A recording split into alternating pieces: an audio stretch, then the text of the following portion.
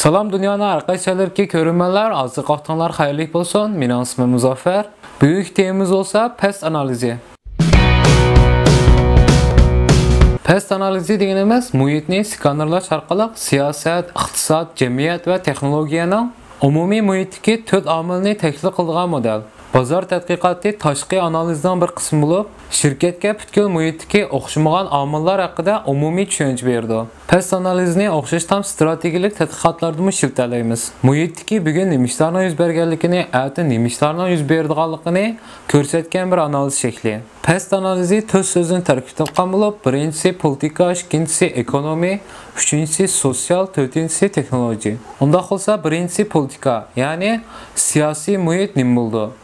Muqimlik, muqimsizlik, siyosiy partiyalarning tanlanishi va qanday natijalarning chiqishi. Ikkinchisi ekonomi, ya'ni iqtisodiy muhit. Iqtisod qaysi taraf qarab taraqqiy qilyotidi?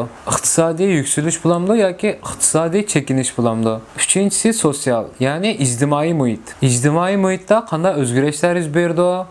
İctimai qurum qaysi yo'nalish qarab ketib bordi?